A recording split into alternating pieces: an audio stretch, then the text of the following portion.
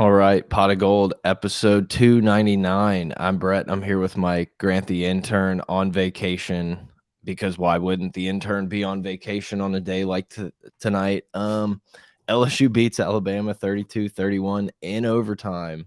But I think we have to start the show, Mike, where we would nowhere else we could start the show. Georgia beats Tennessee. Thoughts?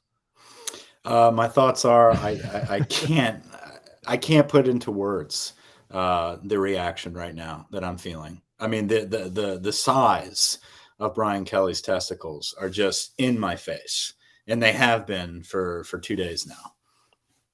Look, and obviously we will discuss the decision a lot more at the end of the episode or throughout the episode, but like I just don't know that it's the most like ballsy call in the world. Like it maybe looks like it now, but I think college football is going to go that way of like the team who defers to second in the overtime is just going to go for two.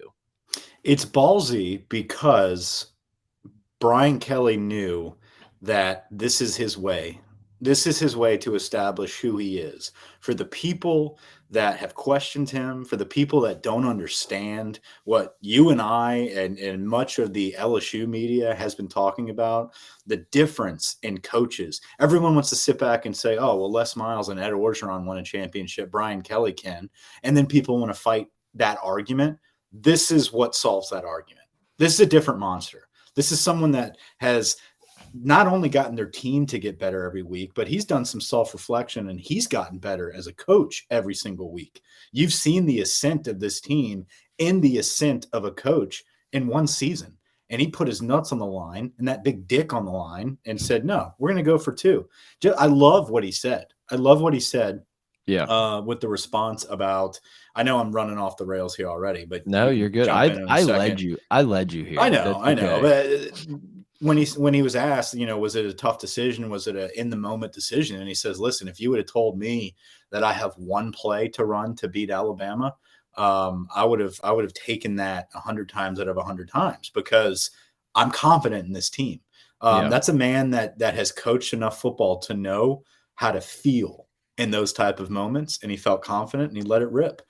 He's confident in his judgment, and that's what I love to see. And I think what kind of gets lost in that quote, and I agree, I do like it, but it almost has that feel of like, I'm willing to take a coin flip against Alabama. And I know that's not what he meant. And maybe before the game, he was willing to take a coin flip, but LSU was the better team on Saturday night. It wasn't a smoke and mirrors game. It wasn't a Alabama missed 3 kicks. It wasn't Alabama had 8,000 turnovers or Alabama got screwed by the refs or LSU caught the break. They ran the special. LSU was just the better team. Alabama didn't run a single offensive play with the lead in that game. LSU answered every time Alabama scored in the second half. I mean, it was just a LSU dominant victory. And I know it was a close game. And I think just about every game teams are going to beat Alabama and it's going to be a close one, but they were the better team. Before this podcast, on our previous episode, we talked about like how LSU could beat Alabama. And one of those keys was field position with special teams, making sure that they have a long field. And that was going to be a challenge. Great job. Yeah, absolutely. We executed there. But the other thing was we have to play to the best of our abilities. We have to execute the game plan to the best of our abilities. And we have seen all throughout the season the frustrations of, damn, man. And like we can't stop shooting ourselves in the foot. That was our biggest deal was it doesn't suck losing to Florida State because it was Florida State or getting blown out by Tennessee because it's Tennessee. It shouldn't have ever come to that. Like this team is better than that. And you were able to see that all come together on one of the biggest stages in college football, LSU versus Alabama, Saturday night in Death Valley, where we executed to the best of our abilities. And you see the result. The result is a better team. Yeah. Look, guys, hit us up on Twitter at potofgold@gmail.com, patreon.com/gold, at goldmike, at Grant the Intern, whatever his Twitter handle is. YouTube live right now, live on Twitch, Facebook, Twitter, YouTube, all the fun stuff. If you want to join, get the comments in, do that. For people listening live, get some questions in. We'll get them going throughout the episode, put them up on the screen. Where do you actually wanna start? Because that was just a little 5-minute intro to get some people in. I can't believe that was 5 minutes. Yeah, well, 30 seconds I long. don't know where you start, man. Like, I mean, this is gonna be one of those episodes where we are Well, not gonna be able to cover all the bases here. This is a simple reaction video, after a well-rested recovery day on Sunday and on Monday, man. I'm sitting here in my office on Monday, looking up flights to Atlanta. I Uh know. Mike's already in for Atlanta. Let me read this this little comment that you just threw up on the screen right now. We can go from there. Let's be honest here. BK thought to himself, there is no way in the world I am putting this game in the hands of Brian Poling and the special teams unit. Not going to have a Florida State 2.0. I'm sure So, there was go ahead. what I really think his thought process was is that Alabama had whatever it was drive in the last minute and a half that took a bunch of plays to kick the field goal to tie the game. And then they get the ball immediately in overtime. And I think it was 11 plays. It was once again, Alabama had to grind for every fucking point that they got that night. Took them 11 plays and a tip ball that they wouldn't call a tip ball to get into the end zone. And LSU scores on one play. So I think there was some of that. Harold Perkins obviously had been cramping up, and it's like, let's just end it now. Like, we have the play that we think we will work. It worked. Clemson ran it in the national championship game to beat Bama. We have the guy. Let's trust five and let's see what happens. I loved it because it's like the game was going to come down to a 2-point conversion. The game, we just decided to make it earlier because second overtime, LSU would have scored, hopefully converted, and then Alabama would have. I'm assuming Alabama would have scored. I know our defense played great, like huge shout out to House, but it's hard to stop Alabama from the 25 when they have 4 downs. Yeah, I mean, at the same time, you play the hot hand, right? I mean, Yeah. Jaden Daniels and company are moving the ball in Alabama at will at this point now. The physically, and that's another thing we can talk about is how physically conditioned this team, not only conditioned wise, but attitude wise. They were thinking the Mentally, right yep. way in the fourth quarter, where they knew all we had to do was keep executing our job, doing our job individually, and we're going to win. When you see the receivers in Josh Williams, one, Brian Thomas planning Eli Ricks's bitch ass on the sideline. Just, I didn't know Putting that was Ricks until you tweeted that, or until you sent that in the message. Like, I think that was Elias Ricks that got his ass kicked on the sideline during that touchdown. I know Chef's Kiss is kind of like a trendy thing right now, but that's Chef's Kiss as it gets. The Superman block by Josh Williams, like the effort that these kids are giving in the fourth quarter is Yeah. something that we haven't seen in years, like It's a maybe even a mindset. decade.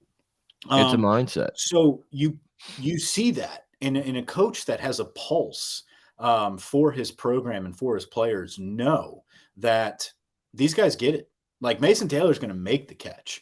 He just Yeah. made a tremendous catch the touchdown before. He's going to make the catch. We've got the right personnel on the field. They're confused as hell. And I'd rather keep it in the hands of my offense than Damian Ramos. Like Ramos has been good for us since the Florida State game. It wasn't even his fault. He got the damn extra point Yeah. block.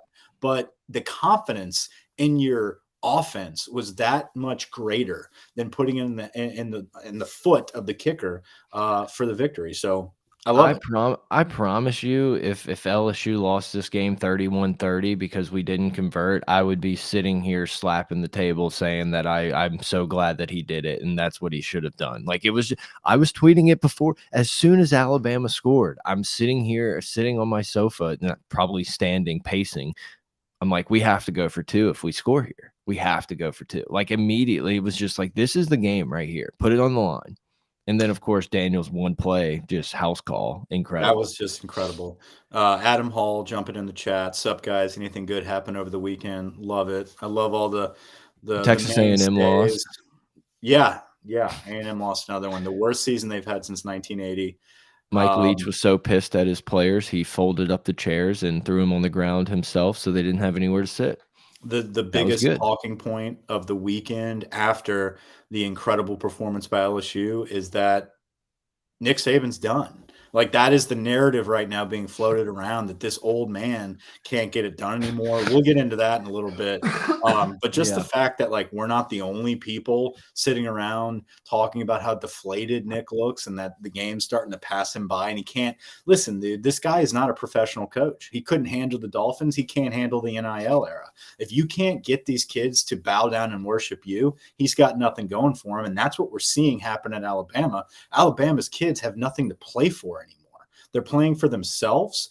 And whenever you've got a collective group of five-star players only playing for themselves, you're not going to get the effort that you saw Brian Kelly get out of his team that has something to play for. And the fact that we were able, after a couple losses, to continue to get this team excelling and ascending to their reaching their potential with a hodgepodge of guys from the transfer portal to true freshmen to get them to be at this position in the season just shows how excellent of a hire Brian Kelly was for LSU and just the potential of what this program can bring to the SEC in the nation moving forward. Like we are not like once the playoffs are expanded, like it's game over. Like we're always going to be in the playoffs, but moving forward, even next year, like you're going to Yeah. have a top 5 team coming into the preseason, like right out of the gate already. Yeah, I mean, Brian Kelly's gonna go down as the best hire in LSU history, and Nick Saban is the best coach, whatever. I'm not saying Brian Kelly's gonna supplant him as that, but he's just gonna end up being the best hire. He's gonna be here longer than Saban. He may win more than Saban, but, like, he was the only guy. He's the only guy that comes into this program and is so professional and gets this team bought into a brand new culture. And it's like the culture part, it like never bothered me. Winning that on Saturday night, that's the LSU culture. Having the balls to go for it and put the game on your back. We don't care what your accent is. We don't care how you say family. It's like that's the type of stuff that is the quote unquote culture fit at Baton Rouge. And guess what? That culture fit probably is just about anywhere else in the country. But it's like we got one of the best to do it. And it's It's a like the winning dudes won culture. everywhere.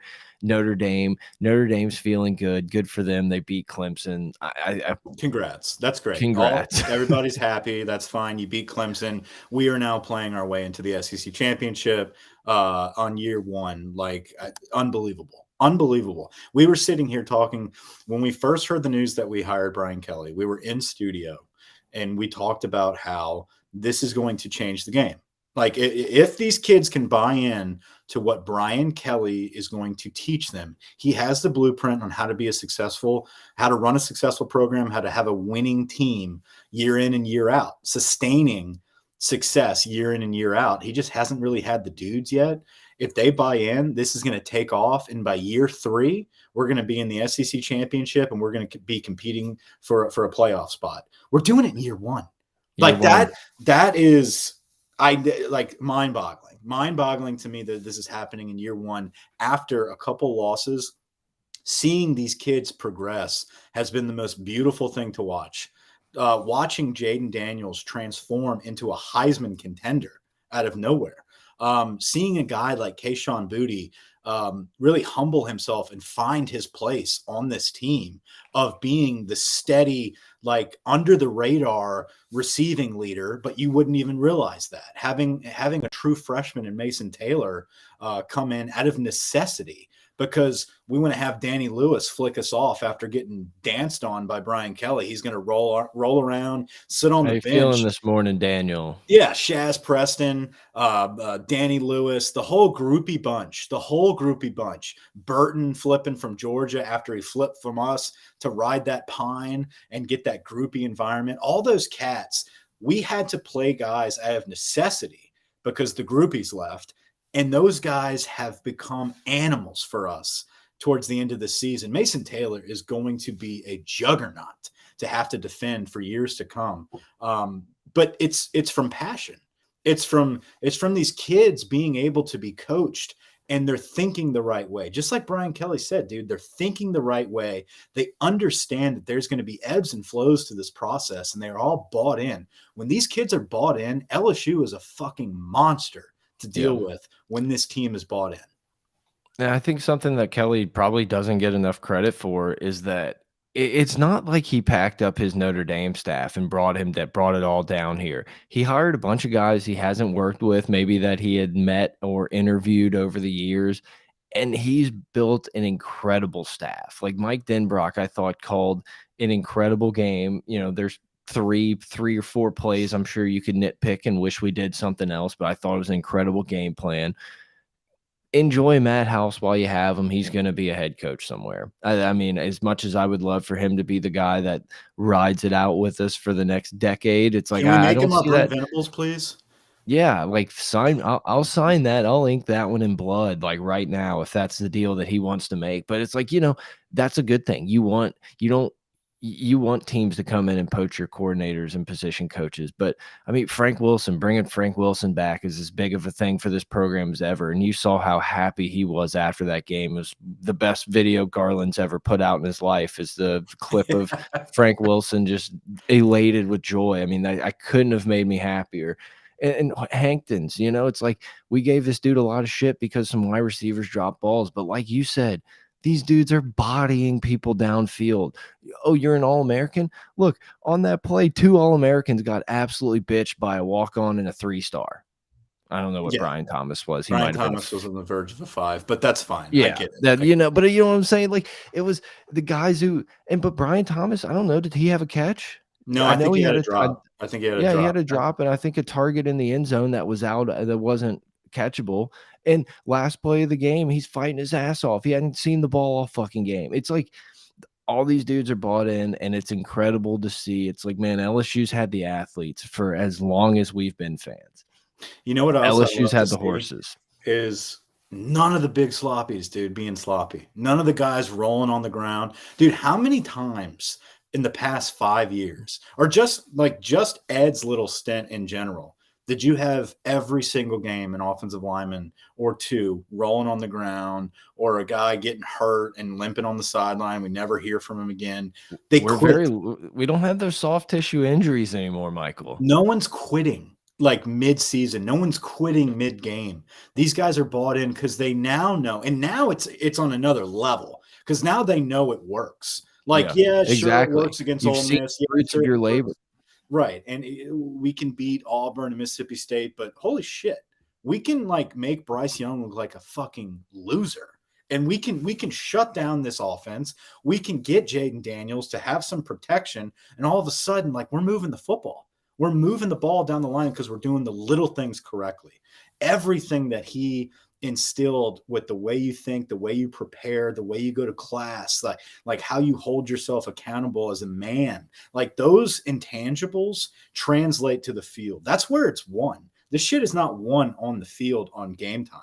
It's up to you to execute, but the preparation that Brian Kelly has in place is something that it's not like it's going to disappear next year. Like this shit is in place because it's his system, it's his program. He's going to figure it out moving forward. And this is only the beginning. You're about to see a Flip City Christmas morning full of recruits lining up out the door trying to get a spot on this rebirth of a blue blood. Like that's what's going on right now. Is you are seeing, if you remember back in like '06 and '07 when it was first flirted that like Saban's taken over at Bama, just like Julio Jones immediately committing. You had DJ Fluker, I think was his name, the Yeah, big lineman, like all these big time players that are like, oh, I want to be a part of the rebuild yeah. of Alabama and be a part of this great coach, Nick Saban, and what he did at LSU. Like they're bringing it back to Tuscaloosa. Brian Kelly has kind of that same vibe of he's got a history that a lot of these kids might not really know much about, but they know he's got success at Notre Dame. But they know Right. about LSU. They know about the history of purple and gold and Joe Burrow. Like to these kids, Joe Burrow was like a decade ago. It's kind of fucking wild to think. Like some of these quotes about how they're going to bring back the magic from way back in 19. It's like kids, like how about let's bring back the magic of fucking, I don't know, Josh Reed and freaking Jamarcus Russell. Like just Yeah, I don't know who that is. they don't know who any of those guys are. But the point is, like the floodgates are about to open up. And Brian Kelly is about to have just disposable, dude, just like kids coming out of the ass to get on the field and buy into this program. I really think we slayed the dragon. I really think that the vacuum effect is about to happen because Nick Saban, in my opinion, that was the last time he's coaching in Death Valley. That's the last time we're going to see him in Tiger Stadium. I think he's going to try to give it one more round next year, and I think BK is going to take him out at home, and that's going to be it. That's going to be it. And I think Brian Kelly's going to ascend to the top of the SEC. It's going to be him and Kirby back and forth. And You're going to Lane. you're going to have the little minions. You're going to have Lane, who's always going to be there, the little pain in the ass that's always going to sneak up on you every couple years. You're going to have Josh Heupel with his little hype crew coming in at Tennessee. But don't make a mistake here. Brian Kelly and Kirby are going to be the two juggernauts moving forward. And I know obviously LSU's running Jaden Daniels a lot and maybe more spread concepts, but also like LSU and Georgia, there's the emphasis on the tight end. There's an emphasis on the trenches. It's D line, O line, power running. It's like it's turning, and the SEC will be the conference I think that turns it to this like kind of new era, turn back into a little bit more power football. And I think we got a perfect guy that's in charge to do it. I know obviously it's not going to happen, but I really wish this team would get another crack at Tennessee and in Atlanta. Yeah, Everyone in that locker room wants another crack at that team. Yeah, surprisingly, I was hoping that Tennessee pulled it out. So if we somehow beat Alabama, I wanted a rematch with Tennessee because going back and really dissecting that Tennessee game, it was over before it started. Yeah, it was so unfortunate, like a series of unfortunate events right out of the gate. And like you mentioned, though, like a million of them, LSU didn't really have that on Saturday night against Bama. They had a hold here and there. They had a phantom unnecessary roughness on a punt return that was complete garbage, but it wasn't a ton of false starts, wasn't a ton of illegal procedures, too many men on the like. LSU played a pretty clean game. Oh, the refs had to find ways to pull out that yellow flag. Like that's the only thing. And even when there was no flag, it was like, all right, stop it. Everything stop. Let's go ahead and let's review every little thing possible to make sure LSU is playing a fair game here. That was absurd, by the way. Like, I know we're not going to dive too deep into the refs here because it's been overstated. The game's won. We have given the referees enough glory over the years with LSU versus Alabama that I don't want to dig too deep into it. But how about a crock of shit from that referee crew on how like intended, like it was such an intended purpose to make sure that every yard we got, every time something went our way, we stopped the game and we have to review this and make sure that it is legit. But kudos to Brian Kelly for getting on their ass immediately. Like stayed in their ass. Right out of the gate. He calmly in the beginning was like, let me talk to you. Let me talk to you a little bit. And then it gradually got worse and worse and worse until at halftime, he called a little conference with them coming out of the tunnel, had a long powwow.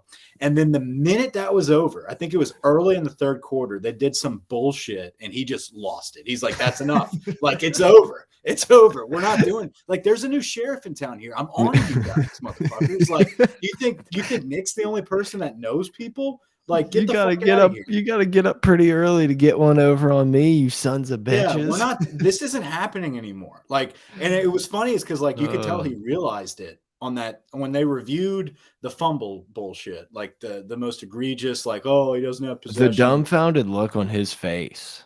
Yeah, he was just. That like, might have been the. It might have been the tip. It might have been the tip. He was. Like, you're telling me I've been coaching for 32 years. And you're going to explain a new rule to me in this game during this moment? You're going to pull that bullshit?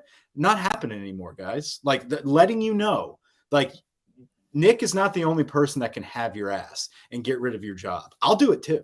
Like, that's so comforting to know. And guess what? After all that bullshit, it was he played it perfectly because when he called that 2-point conversion, he even said it in the post game. They weren't calling a pick on that. They were not going to throw a flag on that pick. They weren't going to start. But there was no pick. There was no pick. No, but he knew, like, hey, I've been in these fuckers' ass. They are not about to have this stadium fucking kill them. Like, he played it perfectly. And I rewatching the final possession or the touchdown, the 2-point conversion on the Sky Cam. I just started dying laughing, imagining what would have happened if they would have had to review that, or, like, if they would have, like, like, there was no stopping what was happening. Like, How that about game old was boy? over. What's his name? I forgot his name, but Saban's little assistant, the bald headed dude in the coat that was just I flipping don't know out, his yelling at name, but like the yeah, mall cops because they didn't stop the student body from coming over the railings. Like, dude, get the fuck out of here. Get in the like, tunnel. Quit crying. just Like, the how about you secure Burton? That was the big concern. no How about shit, you like, hold Jermaine Burton down, dude? Could have had some domestic violence on our hands. seriously, what the fuck is Nick doing? Like, how is this dude how is he just playing this guy that assaulted, like, multiple whatever, like, I He's don't lost care, it. it's He's lost over. it. It's Yes. fucking over, Michael. Like, I hate to sit here and call look, I told you this before, I think I even texted you on Sunday. Like, I was fully prepared to just bask in the national media, sucking off Brian Kelly and talking about what a great job we've done and the nutsack on him to call that play. I wasn't fully prepared for everyone to just fucking body Nick Saban, just Isn't bury it him, crazy? bury him. Isn't it crazy how This quick it can turn? this dude is the best coach of all time, hasn't lost more than 2 games in a decade and a half, whatever you can pull whatever ass stat you want out of your ass for Nick Saban, and we just bury him after 2 losses by a combined 4 points. Bury him. Yeah, no, it was and like the first person to take out the shovel was Paul Feinbaum. Fucking Paul, the guy who's benefited more from Nick Saban than any athlete that's ever fucking stepped on that That's campus. This big-eared, bald fucking Paul. And the funniest part about it was he was terrified to actually say it. He was like, "Well, yeah. I've heard I, I, whispers. I wouldn't say lost a step, maybe." Couldn't find a step, like he had no desire to actually say it, but he obviously, like, it was said more than words. It was on I was You just shocked. remember we had this feeling in 19. And we had this feeling of, oh my God, like we are ascending and Bama's lost their touch and we are going to be the program of the 20s and yada yada yada. This feels so much different because now it's not about Joe Burrow. I It's know. not about the talent. It's about the program. It's about the coach. It's about the staff. And it's so much more promising. Like I am so much more confident in stating and beating my chest here on this podcast now than I was back in 19. Back in 19, it was like it was like a 13-year-old boy getting his hands on the magazine for the first time and busting one. And now you sit here and you're just like you're an adult and you finally found that perfect marriage where you're like, guess what? I get great sex and I get stability. And I have a fixed interest rate on a nice condo. Exactly, dude. Like it's a totally different feeling. Um, no, I completely agree. Look, 2019 LSU walked in with the best team ever assembled and beat Bama. Didn't run them out of the building. Beat Bama somewhat convincingly. I think it ended up being what, 6 points? And it was like, man, it took LSU's best team. And look, who knows where this team's going to end up ranking in the all-time best teams for in LSU history, whatever. This is not LSU's best team. This is a team that's lacking in some areas, and we just took Alabama to the shed. And I get it was a 1 point. I get it was an overtime, but like LSU is the better team. We're Year one. overachieving. We're overachieving everywhere. And Go that's watch the fucking K-State Music City Bowl, whatever bowl we played in. Go watch it. that was Go last watch it. season. That Tell was me last that wasn't a season. decade ago. That's insane. That is insanity to know that we Put had yeah, dude, we had a put that in wide perspective. receiver at quarterback with just clowns running around. Now, bear in mind, they were our clowns and they were giving their best effort. Yeah, But yeah, at respect the the end of the clowns. day, we're down with the clowns, dude. Like this is the definition of our show. But you fast forward a season, and my God, like you're looking across the board, and they're young. They're so young, dude. Like you think about what Mason Taylor and Will Campbell and Emory Jones are going to be like, and that's just like O line, like big bodies up front. And then you We got haven't Zach. got to the Harold we haven't got to the Harold Perkins portion of the program. Yeah, we're missing a whole side of the football. Yeah, I mean Harold Perkins, dude.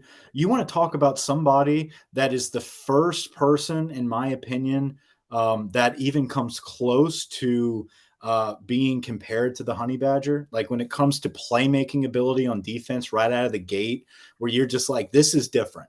This is different. Now he's not going to be a guy that returns punts and has pick sixes like crazy, like Maybe. like Tyron did, but the impact that he has on defense. Bryce Young wanted nothing to do with 40, like nothing to do with 40. And even when 40 was not on, like in the play making tackles, he was pressuring the quarterback. He was disrupting the timing. You had a guy like Bryce Young, dude, who we made him so rattled by just He was having off. pressure. I've He never couldn't seen him hit. that inaccurate. They had guys that were open and he Yeah. was not able to dime them up because he didn't have it. That's what, like, we made Alabama look like a normal team again. They weren't getting these easy, like, ooh, I'm not going to have any pressure and I'm just going to play 7-on-7 with the best receivers in the country. Like, no, sir. You're going to play someone in your face. Think about if Mason Smith's playing and you got this Everyone's 6'5". favorite segment. Yeah. What can you imagine if Mason Smith's there, a 6'5" body coming up the middle? Like, Bryce Young would have been, I don't know, looking like Max Johnson trying to throw the ball backwards. Look, LSU's defense has a couple weeks in a row, obviously a bye week in between, but a couple weeks in a row really put the quarterback on the ground a few times, and that quarterback who seemed to be more accurate against other teams starts throwing inaccurate passes. And like you said, man, imagine Mason Smith on this team. The D line is the Wingo and Guillory and or Roy, Dude, like these. Wingo, man. Wingo's a dog. Wingo's a Wingo's dog. He's the only a unsung sophomore. hero. Yeah, he's an unsung hero on the team. I thought Bernard Converse earned every DBU, LSU accolade he could have asked for in that game. I thought Mekhi Gardner was great, but Converse had by far his best game at LSU at the best time. A lot of the guys stepped up and had their best games. For the first time, look, I'll even throw 19 in there. This is the closest LSU's come to dominating the trenches against Alabama that I can remember. Yeah, and it's only going to get better. And Yeah, that's and I the mean, they thing right didn't now. dominate. I thought obviously I thought Will Campbell, Emory Jones, and the offensive line held up tremendously well, but it wasn't like they were some iron gate that no one could get through. I mean, those guys made their plays, and Jaden Daniels did a great job of mitigating, losses and getting yards where he could. But I mean, it has to be Dude, the best the offensive lines played yeah. against Bama. Well, Will Anderson and Dallas Turner are probably going to be the best defensive rushers that both of Right, those kids faced their whole time here. Like, and right. and and listen, they held their own. Like you said, by no means did they dominate it, but like the fact that it's getting kids that have the right mindset. You're going to get beat. It's going to happen. I mean, Will Campbell and Emory Jones both got Olayed plenty of times. But like Yeah, Brian Kelly said, dude, the difference and what's so unusual about both of those guys is like when they come to the sideline, they can clear and reset. verbatim tell you what they did wrong, how they're going to fix it, and how it's never going to happen again. Like they're so bought into perfection and the journey along the way of finding that perfection. That's what's so unique about this crew is like they know that they have an uphill battle, but they are so ready to push that rock up the hill. Like they're so eager to be the ones that lay the foundation for the future of LSU football that they're willing to take the hits, the lumps, to figure it out along the way. Like that's what's so beautiful about this season. And as a fan, I'm so appreciative that we can sit back and truly admire like the little victories along the way that equate to this type of game against Nick Saban, against Alabama, the dynasty. Like it transcends everything. Like that 2-point conversion, that victory, that play, the execution, in my opinion, is along the same lines as Marcel Darius knocking out Colt McCoy. Like it is one of those moments that something changes, something starts, a momentum shift starts to really take over a conference, a program. And I love that these are the kids that are a part of it. Just so much youth and so much, like we said, like a hodgepodge, dude, this transfer portal where they all came together and they are peaking at such a good moment right now. Like you said, dude, Bernard Converse, first drive of the game, first drive of Alabama, marching it down the field, and they were on their way. Like those little moments where you make a pick right there, if you don't pick it and they score, it's probably a different game. Just like Tennessee, Jack Bash fumbles right out of the gate. It's probably a different game. We How came many up on top. How many times have we seen this story? LSU gets the ball to start the game against Bama, maybe picks up a first down, punts, and Bama just marches it down our throats and We've scores seen this story every game this season. It it felt it and exactly, it felt like, "Son of a bitch, it's gonna happen again, and we're gonna be down 14 before we know it, like, this is my nightmare." I literally texted, like, the day started out, whatever, watch the pillow fight that was Florida, Texas A&M, and then Georgia, Tennessee happens, and Georgia just jumps on Tennessee like Tennessee had no idea what happened getting off the bus. Like they're in their second half starts. They don't even remember the first half being played. And Number one. I texted you guys like, dear God, please don't let this happen to us. And it felt like for that first 5 minutes when Bama just starts, chunk play after chunk play, finding this tight end. And it's just like, here we go again. Bryce Young gets loose. Here we go again. And then he throws a pick, and Bernard Converse comes up with a perfect play. And I think, like you said, that just set the tone for the game where it's like, nothing's going to be free. The crowd's going to be here all night.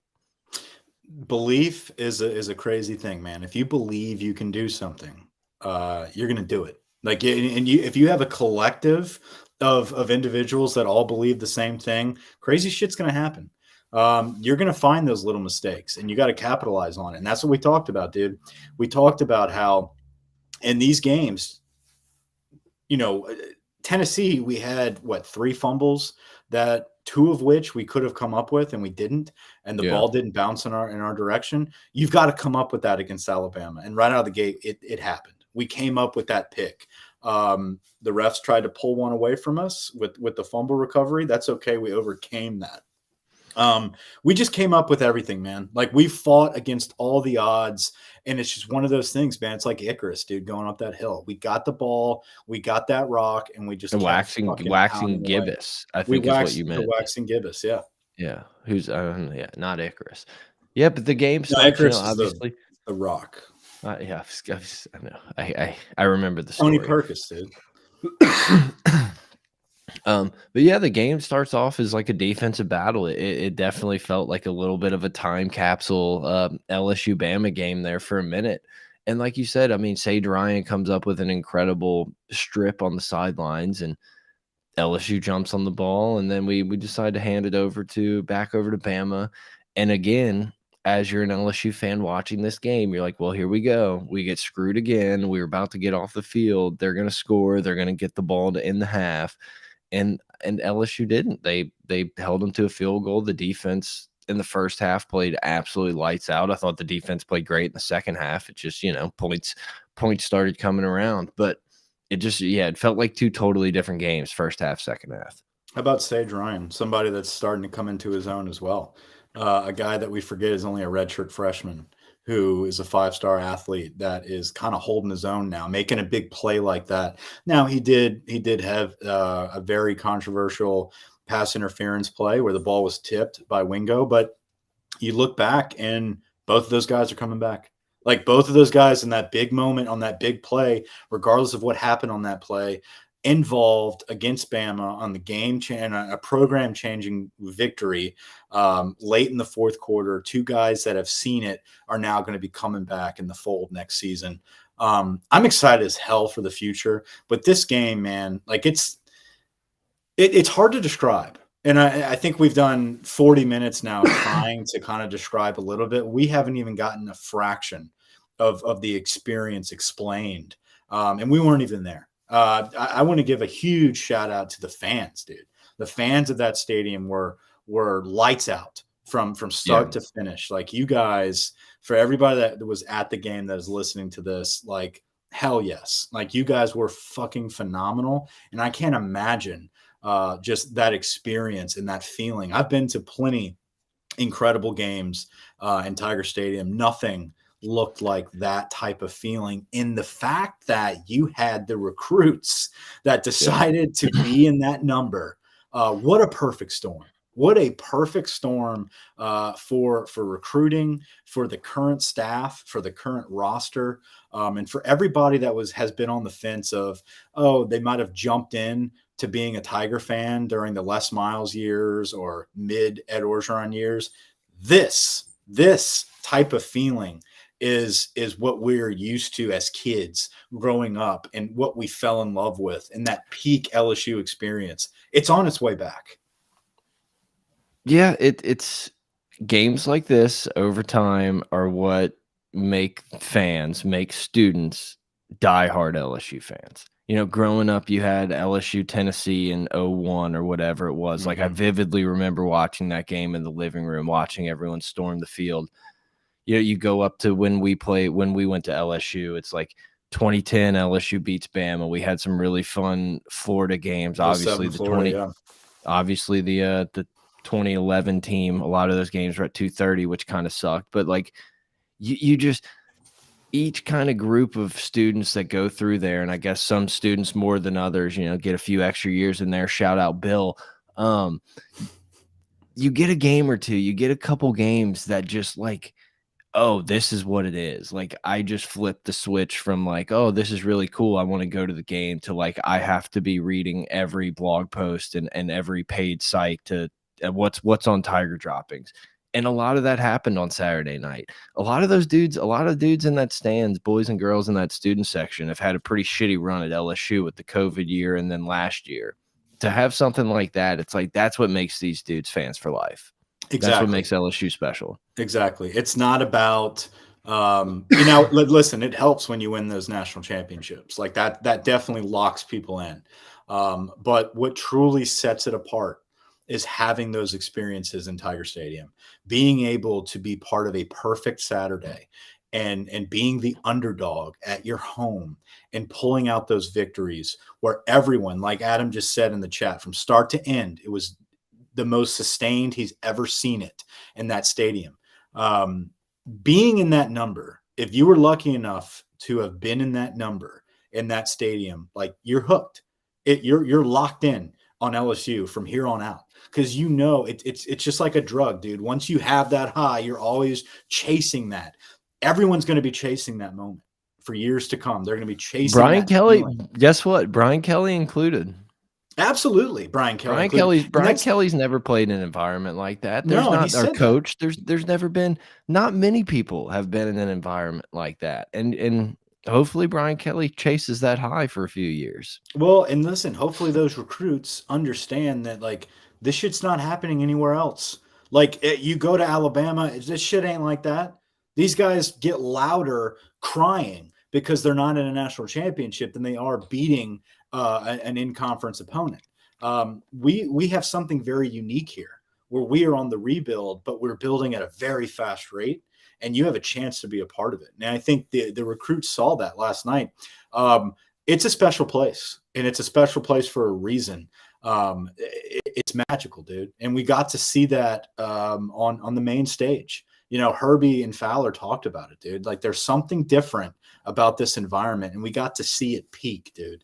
We got to see it peak. So, but Brian Kelly, like you talked about, like we mentioned in the beginning of this episode, this dude's improved throughout the season as well. He's figured himself out where the biggest difference, and this is word for word what he says, is this is a gauntlet, dude. Every week we have to be on. Like every week you are going through the toughest of toughest opponents that are all game planning perfectly with excellent coaching staffs. That's what he's not used to. And he has adapted. He understands like what he has to do. He's not here to cash a fat check and chill.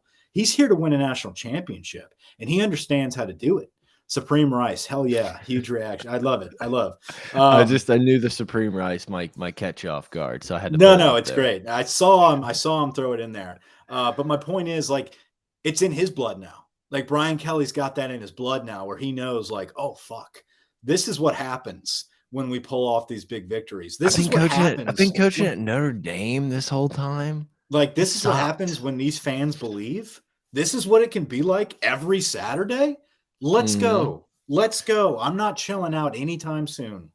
And I promise you, man, if you get the guys playing like this and playing with this amount of heart, it's gonna be like that for a Florida night game. It's gonna be like that for an Ole Miss game. Like, we don't get that many of these. We don't have much else to do down here. Let's go watch this People are football game. people are excited to jump on board too.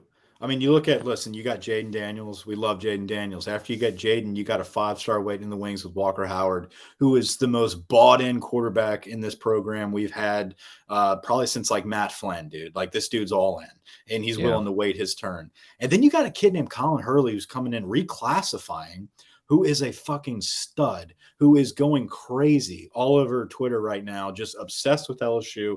He's bought in. You know what he's bought in at? He's bought in at Joe Sloan. Are you giggling at the chat? What are we doing here? Yeah, I'm sorry. At Notre Dame, the guy that was getting to the playoffs with Ben Shapiro as starting wide receiver. We need to have huge reaction on the pod. Huge erection. Huge erection. Huge erection. Yeah. Yeah. Erectile. No dysfunction on his game, dude. He's got it. He's got it going on. Really good sound bites there. It's just it's awesome. You know, we had a lot of conversations walking out of the Superdome and on that hour ride home across the causeway and everything about the rebuild. And you know, we discussed wanting to go to the Florida State game because we wanted to go see the beginning of the Brian Kelly era. We just didn't realize that the beginning of the Brian Kelly era was November 5th. Yeah, man, but it's like, you're that's right. the turn. You're Like, right. Like this started. is the turning point. No, we're off now. If we lost this game, it just would have been like, oh, you know, like they've definitely made improvements. Good for them. Pat them on the back. We'll put them at 15 preseason next year and see what happens. Like, no. No, we've arrived. We've arrived. We're here now. Yeah. But it's an accumulation. And I'm glad we went to that game because it really put in perspective how far we've no, fuck that. It put in perspective how far we've come from just weeks.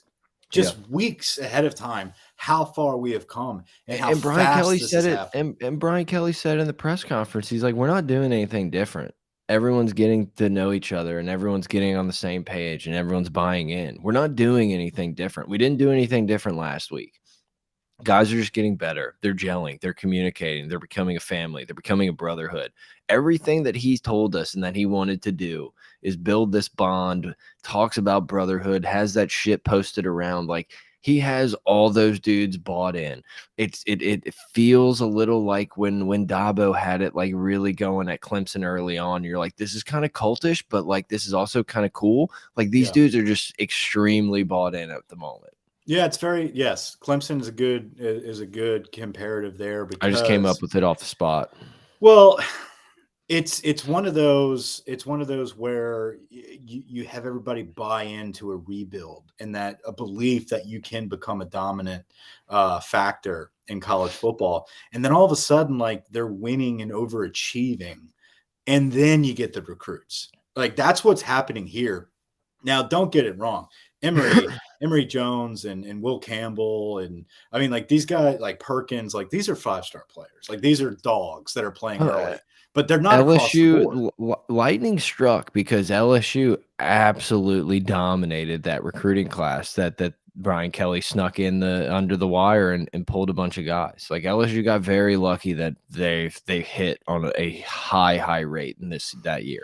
And you're about to get Desmond Ricks. You're about to get Toviano. You're probably going to flip the Hewley kid, Bo Hewley. I'm assuming that's how you pronounce his name. I don't kill me for not pronouncing that correctly because this kid is a Georgia commit. This kid's committed to Georgia. 6'7", 300-pound tackle, dog, top 10 tackle in the nation, committed to Georgia. He skips the Tennessee-Georgia game to come in that environment in Tiger Stadium. After the game, he's doing the Dougie with the whole team surrounding him, just A-ing it away.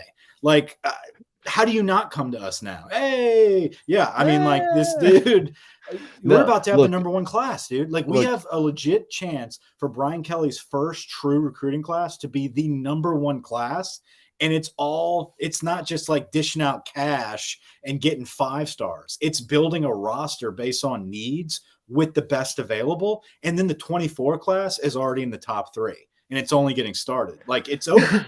Look, we'll table the no guest for a week. I would love to have the guest of the player that was there that night that decides to go to a different school that has an offer and says, you know what, I'd rather go here. And I would just love to know.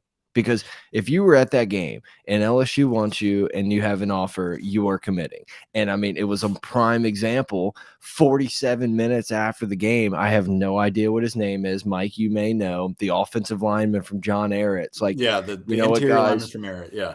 I've known this in my heart for the last 8.5 weeks, but I decided now that I'm going to commit to LSU. And what really happened is this dude was doing the Dougie dancing in the room, looking around, doing some napkin math, starting to count scholarships, and said, "I better get the fuck on this roster right now." And he Coach, immediately, 1,000%. Dad. I'm dying laughing. Like, my phone is the hottest it's ever been on Saturday night because it's like it's been on the Oh entire yeah. time, just tweeting my brains out. And I see that come across and I just die fucking laughing, just imagining the dude being like, I think I should commit now. Six. A lot of linemen in here. A lot of linemen in here. Dude, it Yeah, Bo killed me. Hewley's from Georgia. This cat's about to take my Yeah. spot. Like, It's like, let oh, me that get dude in has this an offer shit. too? I need to get in Yeah. before that guy. Oh, They I all was got just in. You can dying. tell. No, but like that's such a sign of what's to come because the first commits right after that victory were like these 3-star kids that are just like, oh fuck, like I have an Yeah. offer to this. Like this isn't going to happen anymore after this season. Like I got to If I get it don't in now. commit now, my ass is gonna be in fucking Starkville, and I'm gonna be remembering this night for the rest of my life. And they probably told them that. They were probably just like, hey, this is your shot, but like this window could close next month because we're about to get like the floodgates. I'm not saying your offer expires, Right. but the offer kind of expires at some point. No, Yeah, you got to be it bought killed in. me. You got to It be bought killed in. me. And I think that's the other thing is like we're recruiting kids that have to be here, that have to be bought in. And like you're going to get to that point. I would love to see like how this goes with Brian Kelly. Is Brian Kelly going to be that guy that just whoever wants in is in, or is he going to be like, no, like you have to be aligned with what we're talking about? Because like you said earlier, like we're doing fucking mental quizzes before the games and we're practicing at 5 a.m. to prepare for Arkansas. Like if you're not on board with doing some out of the loop, like out of the norm preparation, you're not on this team. I'll find somebody else. I'll hit the transfer portal. I don't give a shit.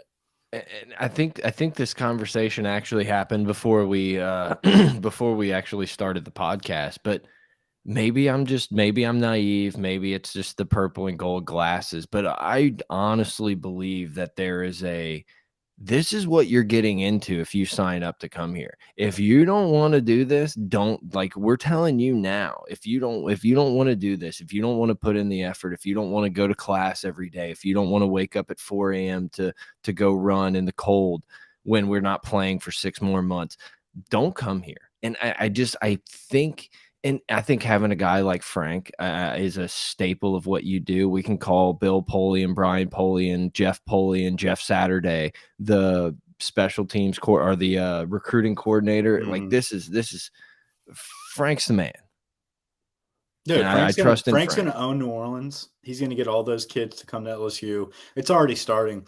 If you just go filter the state's top recruits for 2024, um, A you're lot not. less A's, Yeah, like you're not losing any of those kids now. Like a you're lot, gonna yeah, just take your pick. a lot Um, less scarlet letters across that board. I once again, man, this is not a podcast to bury Nick Saban. That's for another day entirely. But USC popping up, we're going to stop getting the Bryce Young California quarterbacks at yep, Bama.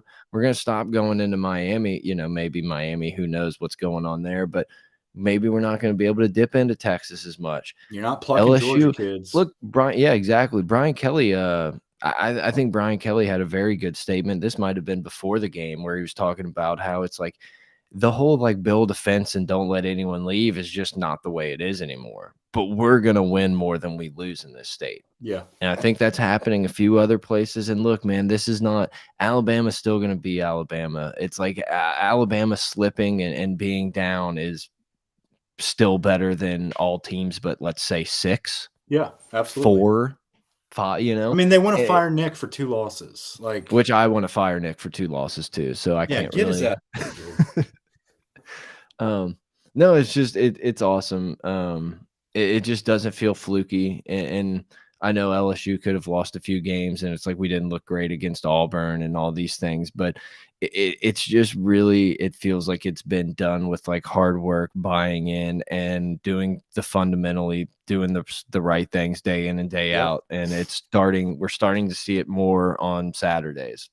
When you've got guys like Josh Williams, former walk-on, turned scholarship, He was really only a be junior. relied heavily upon. Yeah, relied heavily upon on a crucial 3rd and long. Not long, but I don't know what it was, like 3rd and 7, 3rd and something like 7. that. It was 3rd and Um, 7, it coulda easily been 4th and 6. yeah, and this dude just muscles through a 5-star that's trying to from Alabama that's gonna arm tackle him, and he's like, "No, sir. The game's on the Yeah. line here. I don't give a shit how talented you are running through this arm tackle, and I'm getting an extra yard." And he kept pushing and churning those legs. How about John Emery staying in bounds with Mr. High Step, dude? Like, He loves it. I think it's so unnecessary, but I love watching it. No, It's yeah, just like, but it dude, what are you works. doing? Yeah, somehow It it works. works, dude. It's so slow too. It's like It it's so it's slow-mo. it's a little But do you Third see how Reich. low his head goes? Like that, how low his body bends Yeah, to exaggerate it? It's pretty wild. But like John's due for a couple of those a season, right? Like where it's just like, whoa, like John Emery. yeah. It'd be cool if like now from here on out, it's like every game you get one of those wild John Emery runs. But you don't need it because you got guys like Josh Williams and you got guys like Goodwin getting those tough yards, and good situations. You got Kane now returning kicks, a sure-handed guy that's kind of a little bowling ball. Good for him. Everyone has found their place now, and we're peaking at the right time. And it feels like, and obviously you don't know, and like we said, there could be kids that transfer out after because of playing time and everything, but it feels like the team, everyone on the team is comfortable with their role and understands their role, and they're not.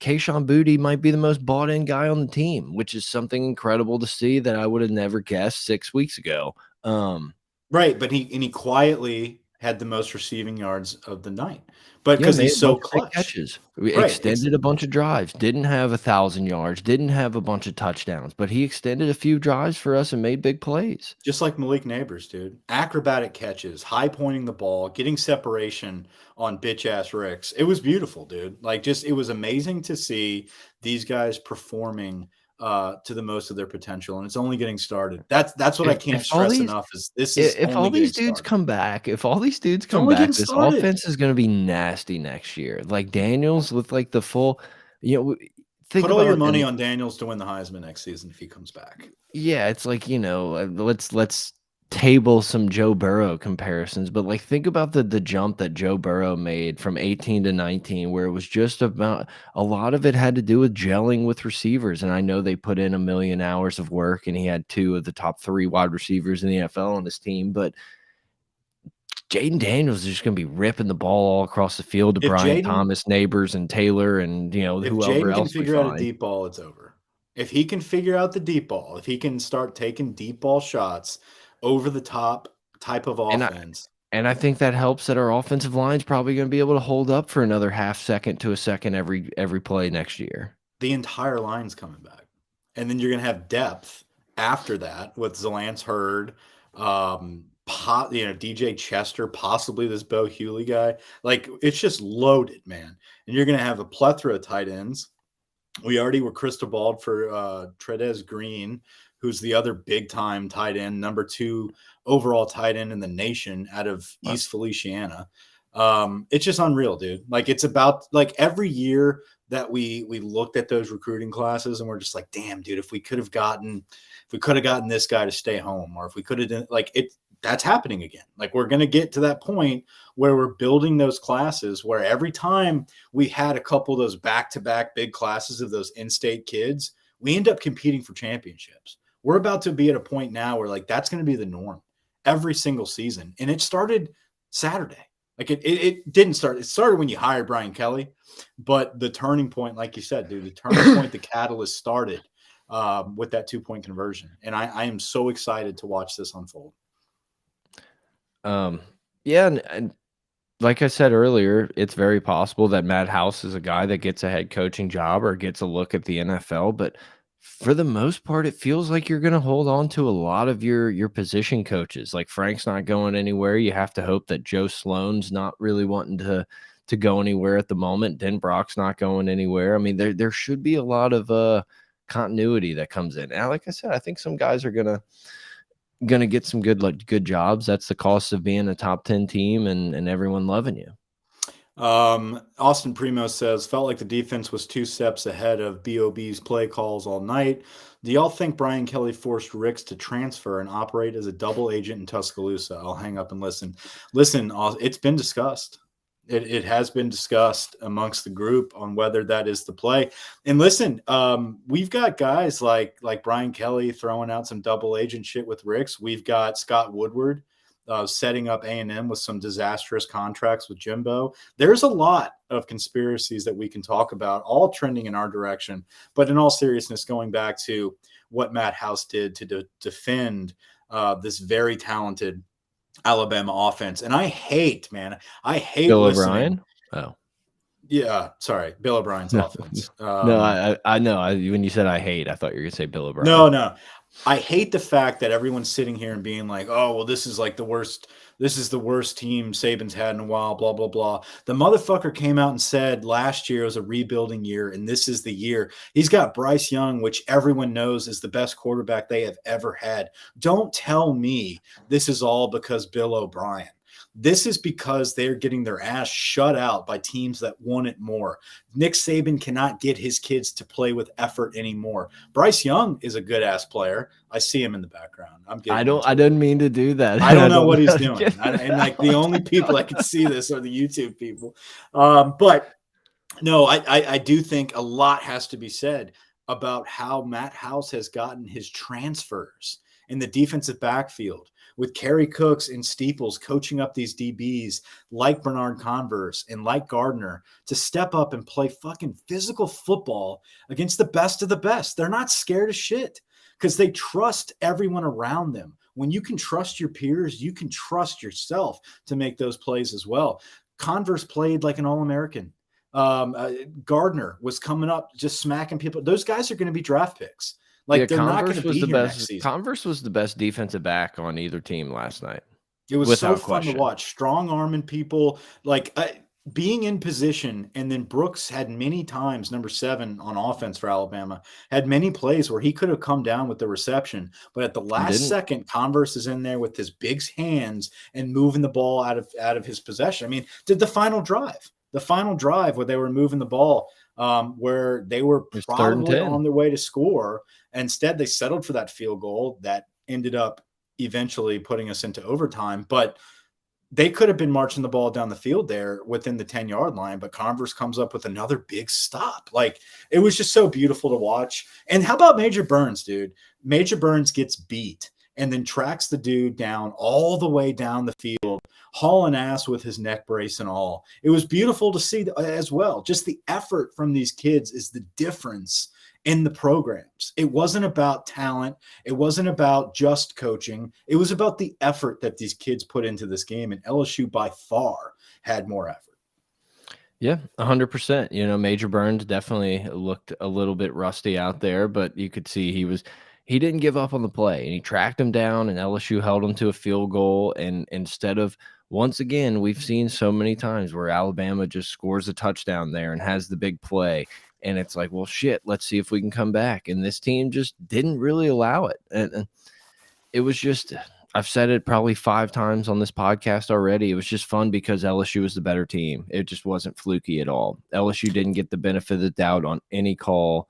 You know, Mekhi Gardner absolutely sticks the wide receiver a good half a yard behind the sticks, and we give him a full extra yard. Like, nope, move those chains. It's like, we're not going to catch anything tonight, and it didn't matter.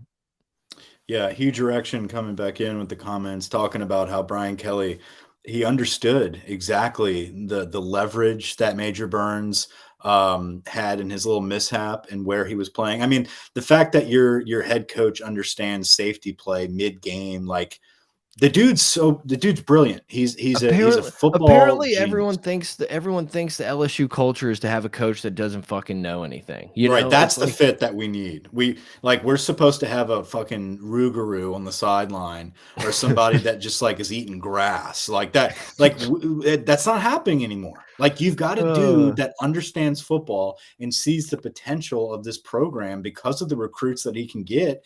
And it's not just the recruits, dude. It's the recruits that want to play for this state. And that's what he was saying. He's like, it's crazy. I've never been around a group of guys that have so much pride and that have a fire for their school. And that's rare. It's rare to find when it's not already established within that 4-year window of those players. So pretty incredible to see the focus and the fire that these guys have and the determination to get better and better is why I'm not really that concerned about Saturday.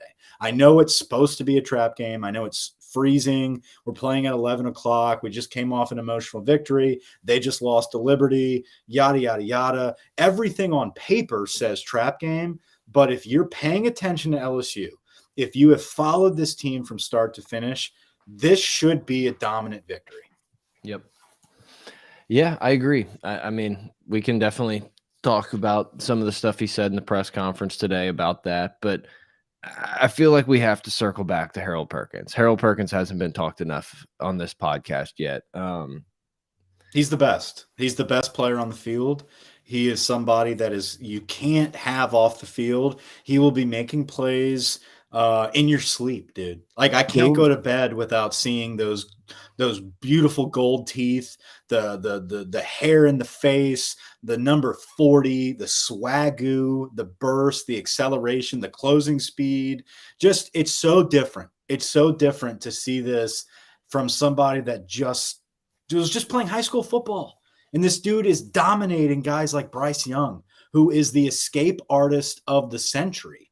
And he's sitting around making him look foolish.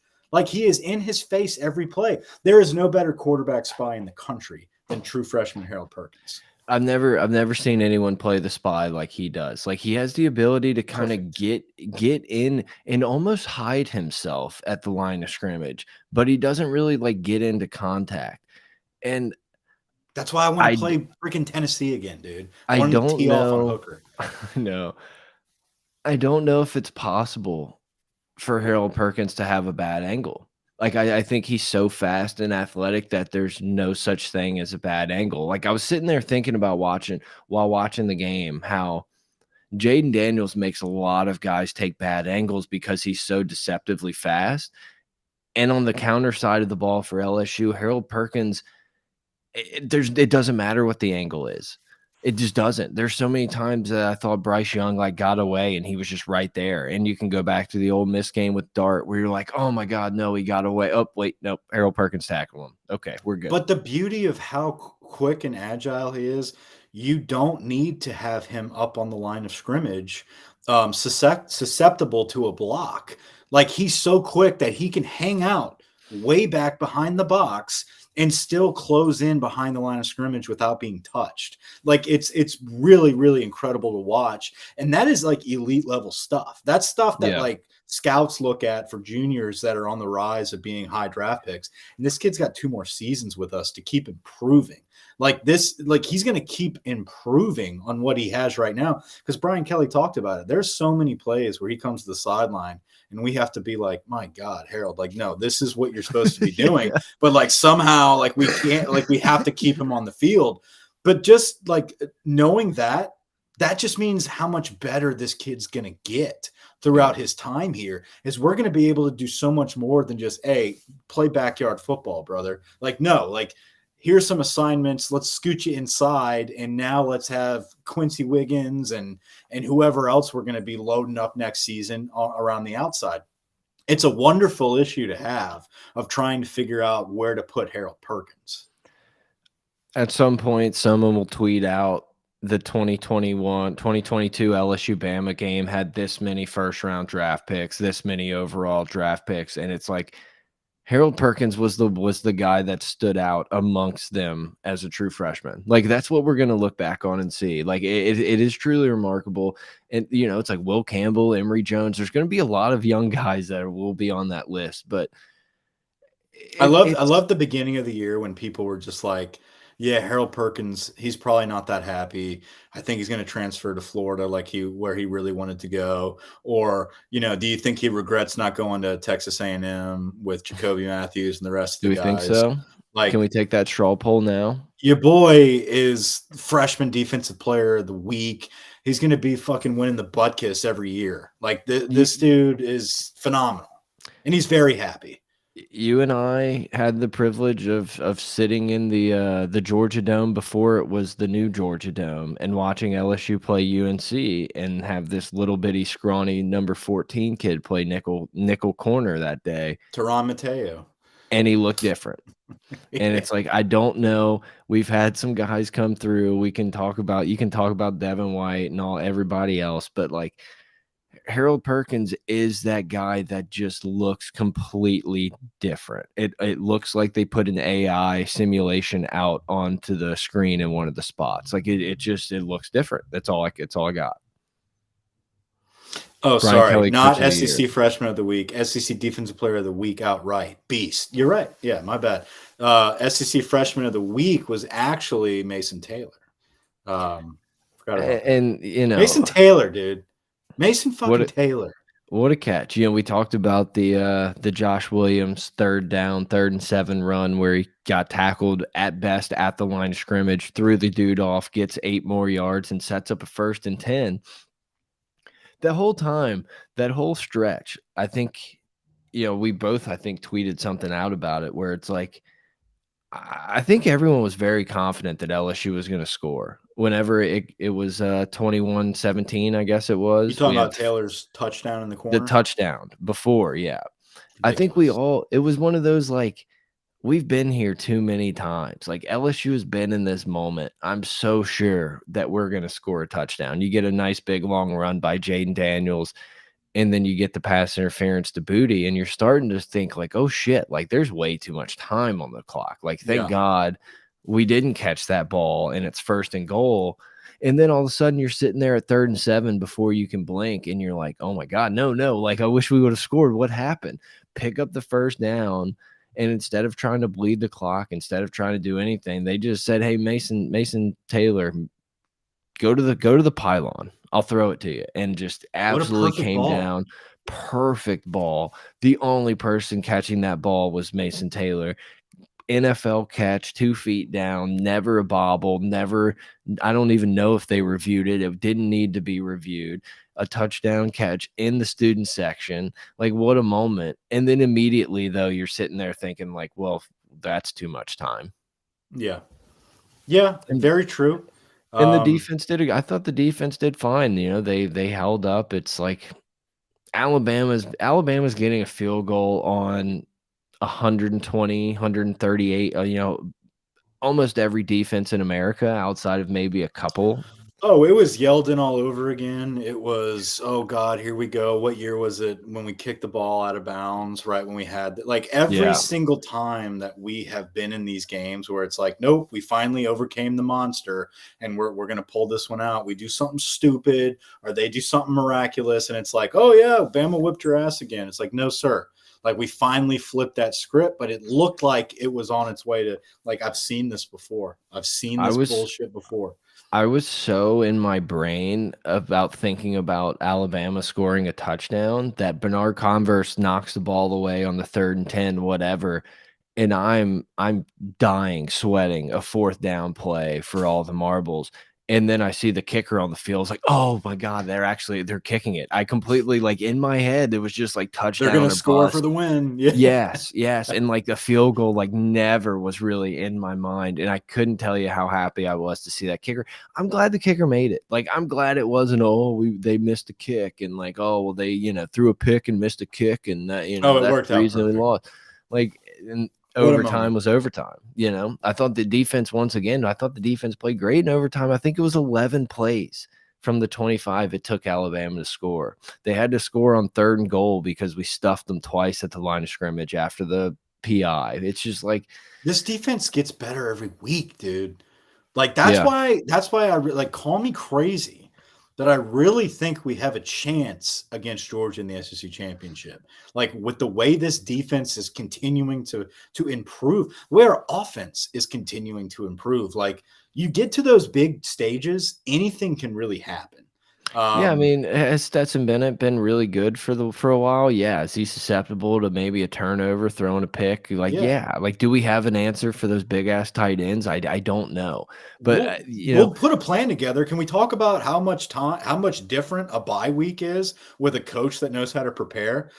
Like, give us some time for actually the SC championship is like yeah, the we don't next get a week. bye week, but Fuck. But the point still stands. You've got a coaching staff that knows how to prepare. So anything can happen. yeah, LSU. I don't know. I would argue that LSU had the better coaching staff on Saturday night. I will take Den Brock over Bill O'Brien's bitch ass any day of the week. Matt House versus Golding. Sign me up for the full house.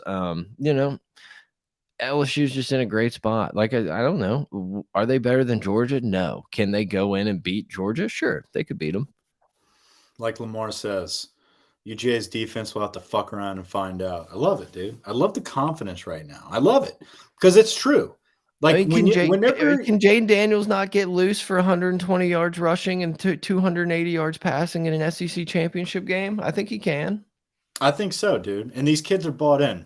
These kids are bought in. And the That's the more thing. and more Imagine the confidence after we go in and beat Arkansas's ass. We play a late game against UAB that's just like, let's put up some stats on the board, and then we go into Texas A&M and just kind of fucking just the last dagger. The Lannisters send their regards and Jimbo Fisher's fucking gut before we Yep. send him packing.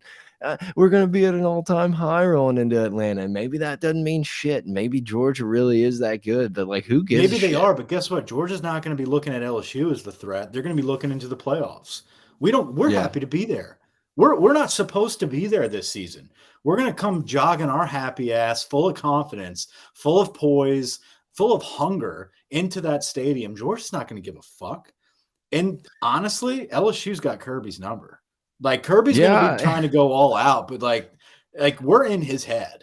I feel like I've picked Georgia to beat LSU every time they've played in 2019 obviously didn't happen, but LSU just seems to have it have one up on Georgia, and maybe that's done with, and the dynasty is in there in Athens, and Can you I'm not gonna. imagine?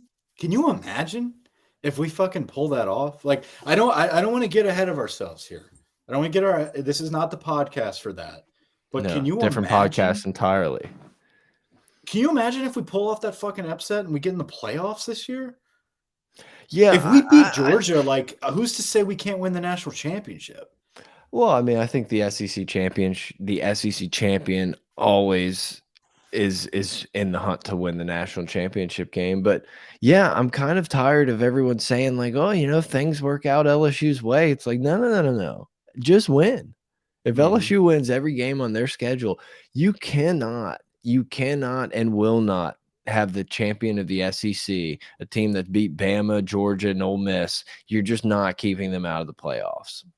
I don't No. care what happens. Clemson's obviously out. TCU, we have to assume, is probably going to drop a game. Ohio State, Michigan winner is going to be in. The loser's going to be out. I'm sure Georgia might sneak in there. If LSU beats Georgia, you're going to have Georgia at number 2 and LSU at Mhm. number 4 or something. But give us a It's chance. insane It's that that's weird. possible. It's It's amazing. weird because I'm not like nervous about that. Like it feels like it's so unrealistic that I shouldn't get my hopes up. But in reality, I mean, you just have to beat 3 teams that aren't very good and then one really, really, really good team. But like that's the beauty of this season. That's the fun part. Is like we're not supposed to be here. This But isn't yeah, supposed to it happen year feels like one. we're just gonna be super hyped. Like we're like, yeah, man, we're going in the right direction. We're gonna crush the Fiesta Bowl. It's like, no, we might be playing in the big thing. Are we getting a sneak attack by the Oh intern? my god. I thought someone else I was heard a sneaking bubble in. pop in. Let's get his I ass in here. Look at this No. guy Grant, welcome. on Yeah. vacation, putting in the hours, coming in on his time off. How you feeling, Grant? You been watching? You been listening?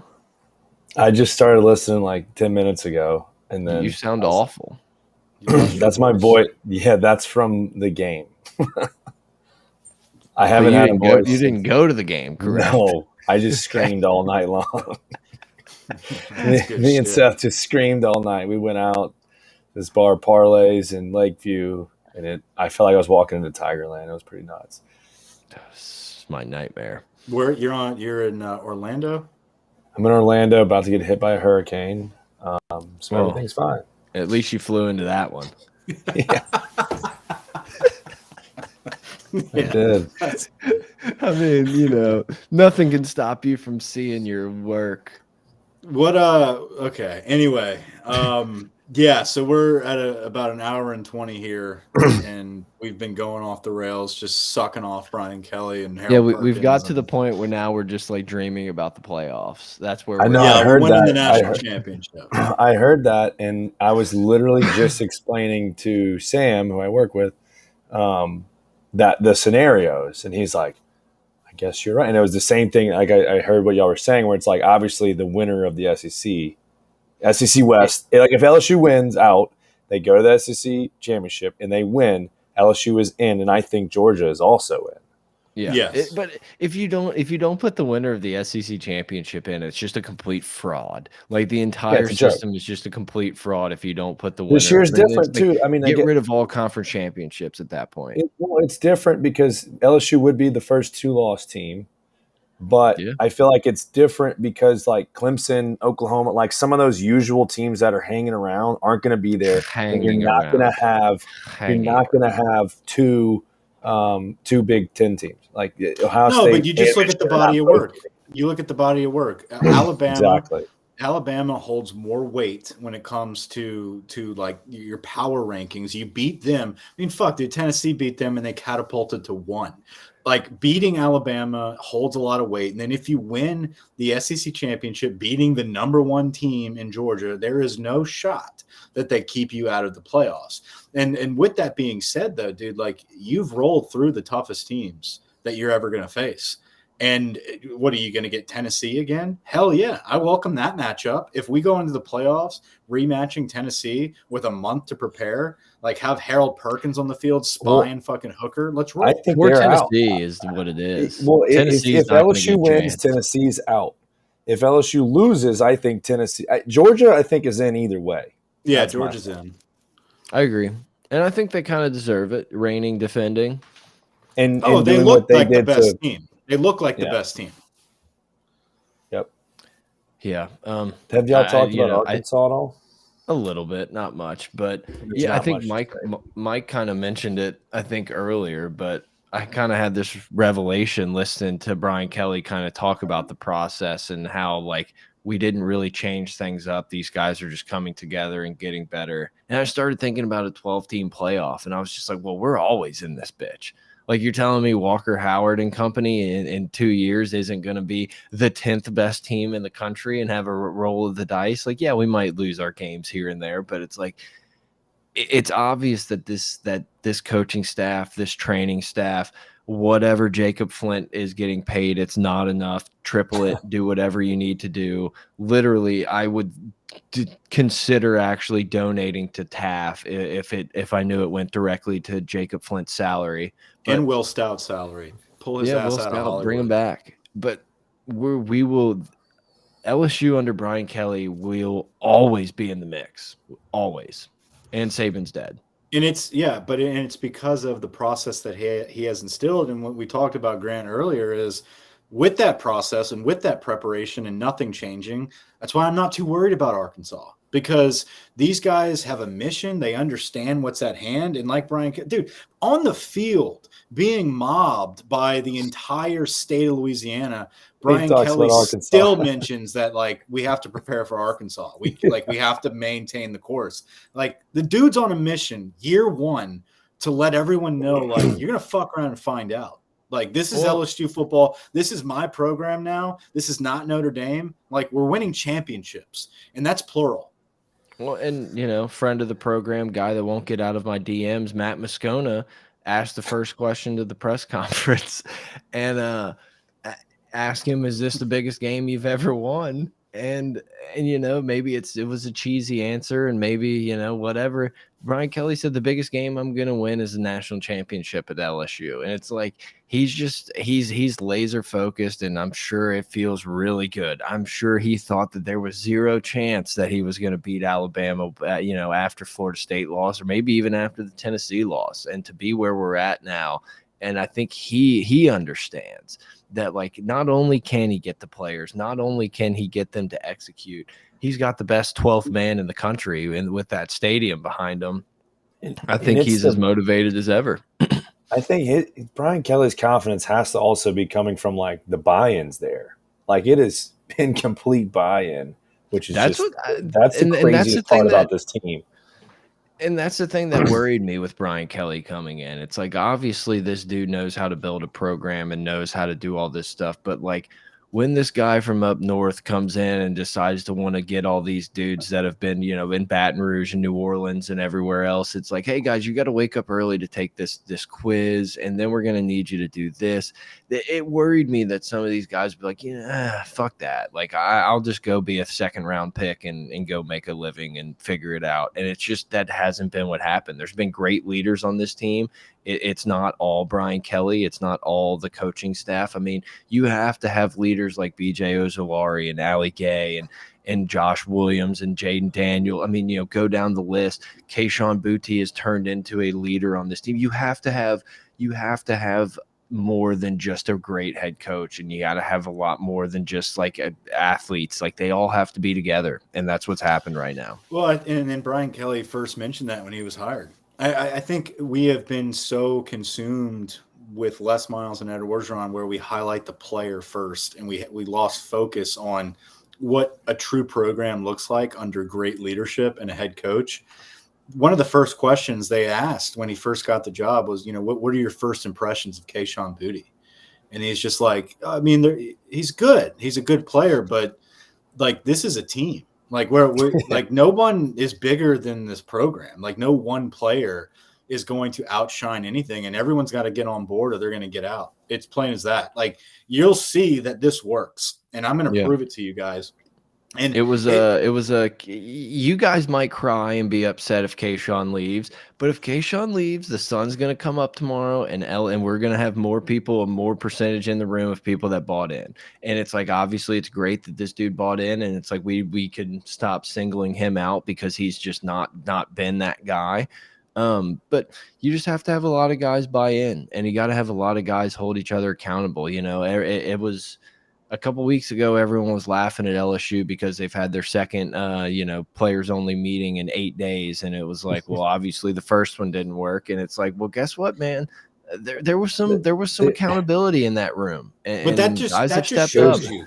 That just shows you, though, like the focus went from, is Kayshon Boutte going to buy in to what Brian Kelly's selling, and how are we going to be able to feed him more targets and get him the ball more, to Kayshon's found a play. Like, we're not even worried about that anymore. Kayshon Boutte has found his place.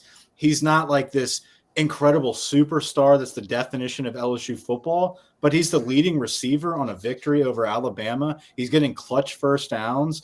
Like, we're not worried about who's wearing number 7. Like, it's a team. Yeah. It's a team concerted effort. And like, we've been able to do that in one season. Like that is the master class of Brian Kelly, and why you pay him $100 million. Like, you want to toss around those salaries, and people are going to fuck around like Mel Tucker in Michigan State and get 95 mil. Like, these are the people that you pay that money to, is people like Brian Kelly, because these are the results you get. You get kids to buy in immediately. And no offense, but about a year ago, we were trying to rationalize, like, well, Mark Stoops wouldn't be the worst hire. Dude, at this time last year, Stoops. Wait, when was he? Stoops and Miles Brennan, dude. Can you imagine? What week was that done? What week? I don't know. A week 7. It was before this week would have been, I guess. Well, wasn't he fired after the Florida win?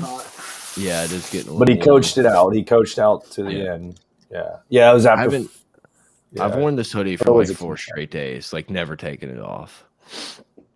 Yeah, I haven't bathed since Thursday. It's been a minute. I'm just kidding. But yeah, what 365 days have been? It's I incredible. don't know. Ed was fired in before November though. Yeah, I don't know. Wasn't he It's let just go after Florida? Is that what we were talking about? that's what I thought. Okay. Yeah. I don't know. I don't know. It's just crazy that we're here, and it's weird that like I'm just not worried about it at all. And maybe it's because in the back of my mind I haven't bought into beating Georgia yet, but it's like It it's just weird. doesn't matter. Like The we're not road supposed is to so be here, well, so it's all yeah. fucking fun. Like it's The all road just is for so well fun. laid out. But yeah, If it's you all if you win out and you lose an SC championship game, fuck it. Like, oh yeah. Dude, I was talking about before the Alabama game. Did we play a close No, game, I a know. four-quarter game against Bama and we lose? Hell of a season, guys. Like we're not even supposed to be in this position. Then you pull off the upset the way we did with a victory that fucking transcends the program. Like we pull off the upset that gets the people talking. Like, is this the end of save? Like, the chirpings. I'm sure y'all covered that already, but like the fact yeah, that you this is should listen to the pod, Grant. this might be the win that starts that mountain to come crumbling down as yeah, great. no, Like, I don't this think is we can even appreciate what just happened. Like, it's There's no, a new like I sheriff said, magnitude is dude, crazy. Marcel Darius's hit on Colt McCoy setting into effect, Alabama's dynasty. Like the 2-point conversion with Mason Taylor is that type of impactful play where the Yeah. momentum shift of college football just arrived in Baton Rouge. And That's what everyone happened. saw it too. Everybody. Everyone saw it. Because, dude, and I'm in the everyone in that airport wearing stadium. I'm in the airport wearing an LSU shirt, and like it was the whole plane to Orlando was nothing but LSU fans, and there were like the few Bama fans, like these old ladies, and they were like, "Yeah, it was just, I mean, it was nice, but and then everyone's just still talking shit. I was just I'm bathing up here in it. Nashville, dude, and before the game, I'm in, the Kroger or the Publix, I forgot which one it was, but like everywhere, every single aisle is just orange balloons. Like it's just all Tennessee balloons, and then every now and then you'll get like a sprinkled Bama fan up here. But then I'm walking around my LSU gear, and people are kind of giving me like the whole like whatever, dude. Like just kind of like scoffing at me. The next day, Sunday, I was at a this bar and barbecue joint, Martin's Barbecue downtown. And like the whole place, like every conversation, I could overhear just like, yeah, but shit, dude, Brian Kelly, who'd have thunk it? Who'd have thunk it? And I'm just sitting here like, I did, motherfucker. Me. I have Yeah. a podcast. One of the funniest things was this guy I ran into yesterday. He's part of this conference or whatever, and he's like, "Oh, you're from like Louisiana?" He's like, "Oh," and I'm like, "Yeah, like that game." Like he's like, "Oh, the game, whatever." I was like, "I went to LSU." He's like, "Oh, damn." He's like, "Well, dude," he's like, "I freaking live bet LSU's money line when it was tied in the fourth quarter." He's like, only to shove it into. He's from like Colorado, but he's like one of my best friends is a huge Bama fan. And he's like, I just wanted to rub it in his face. So I bet LSU's money line for that reason. And it hit. And then now that guy won't text him back. It's been 2 days and he hasn't texted him back. And that's the thing, going up against Bama, we were definitely America's team. There weren't anyone outside of the state of Alabama rooting for Alabama that night. And I don't know that it's going to stay that way. I'm sure the media will turn on Brian Kelly again. But Oh yeah, he's a hateable guy for whatever reason. They're starting to buy in. I don't care. Let them hate us. But it's just been really fun to watch what he's done in a very short time. I'm sure we glossed over a ton of topics. Too much. You can't encompass in an hour and a half what we just experienced. I think we'll be talking about this game for the rest of our lives. It's going to be one of those situations where we always look back on 22 Bama and Brian Kelly's first season at LSU. Year one, being able to witness this. It's amazing. It's like the Saints Atlanta game after Katrina. Like it's like that big of a memory of an error, Yeah, 0-1 Tennessee when Saban first started flipping LSU around. It's the same feeling. It's that same, but it's more enhanced now because we already know what the monster can become, and it's happening quick all over again. I'm sure someone else has made the comparison, and maybe it hadn't happened yet, but it does have a little bit of that feeling like when LSU played Tennessee in that SEC championship game where it was like the beginning of it. It was like, "Oh, we probably shouldn't even be here."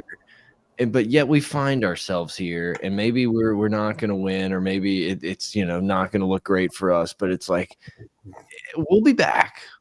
The guys on this team will be back in this place, and we'll be doing a bit more damage. So it's just Yeah, we're just losing our DBs, and we're going to replace them with Desmond Ricks and Toviano, and like everybody else is coming back. Pour one out for Danny Lewis, Kendrick Law, and the other LA boys. Yeah, like we mentioned earlier, can you imagine sitting on that sideline with the whole state of Louisiana just coming down on your ass after being molested by Brian Kelly Literally. off the field? They ain't gonna pull that shit anymore. Yeah, have fun. Look, it man. makes the Brian Kelly dancing video that much funnier, honestly. Yeah, if you don't want to be here, then have fun somewhere else. But we're cooking. We're cooking something up, and it's going to be fun. And like I said, LSU is going to lose a game probably that they shouldn't, and everyone's going to lose their mind and be like, "Whoa, maybe the fit. Oh, maybe the fit." And it's like, whatever. Uh, LSU is going to be a staple of the playoffs for the next decade, and where we go from there, who cares? LSU Gold just posted a video on LSU's Twitter account of the pregame speech. Apparently, it's giving everybody erections, so we're gonna have to go check that one out in a second. Yeah, I can't wait for LSU Gold tomorrow. It's gonna be phenomenal. We got 20. I know they tweeted something about, like, I thought they may drop it early or something. I didn't see it. We got a few people in the chat. If you have anything, post it in the chat. We'll hang out for a couple more minutes and answer some stuff that comes through, unless everybody wants us to be done. Anybody at all. They hit the money line at plus 410. Not too shabby. Not too shabby. I wonder what part of the game was that. One of the last things I think we ended the show, the pregame show with, and I said, if this game was played 10 times, how many times LSU win? And both of y'all said 4, and I thought y'all were crazy. And looking back at it now, I mean, I think it's more than 5. Yeah, that's right, dude. I listen. The whole, especially if you can count that environment. Dude. If you play this game in Bama, it probably goes the same way, but the exact they win it. Oh yeah, I'm sure. But when we roll into Bama next year, I mean, dude, think about we're gonna fuck Florida State up in Orlando next year. Yes, I totally forgot we have to play them again. Like, think about that'll be fun. Is next year? No, I think 24 is the USC year. But that's going to be dude. I hate to say it, but I mean, Lincoln is building something at USC. Like, their recruiting class is solid as a rock. USC is gonna be built a little bit, I think, on the house of cards, whereas like LSU is gonna be more foundational. We're gonna dominate the trenches. Yeah, I think USC is gonna be a little more flashy, a little bit more. Lincoln's not building a defense. We'll take your disgruntled 5 stars and we'll just figure it out. And those guys will end up getting pissed. Like it's building on a house of cards with better players. Yeah, with a better view. Money. With a ocean view, where they're still going to lose in the semis of the playoff. I think next season, if you think about next season, like the pre-rankings, because I think Saban's last run. Oh, we're still talking about Caleb Williams. Caleb Williams is a sophomore, so I think he's coming back next year. So you're gonna have it'll be preseason. Caleb Williams #1 for the Heisman. I think Jaden Stroud might be young. No, Stroud's a junior. Is he a junior? Okay, you're right. But yeah, and then Jaden's going to be #2. Jaden Daniels and Caleb Williams are going to be neck and neck for the Heisman next season. And then you're going to have, I don't know, the fucker from Michigan. Is it McCarthy? He'll probably be up there. They'll just throw him in there to do it. But Bama's not going to have a dude. Ohio State's not going to have a dude. Clemson's not going to have a dude. I mean, it might be Cole Klubnik, but I mean, he's going to have to put a year of work in before he's ranked that high. Ewers will be in there. Ewers will be in there. It'll be Ewers, Caleb Williams. Does Bo Nix have another year left? No, dude. I don't think if I had to vote, I think what we need to do is collectively all bet Oregon, because that will be the Bo Nix game where he just completely loses everything and they lose. That's a team that could that I'm starting to see could screw up the playoff, but I don't know. I mean, their only loss is Georgia.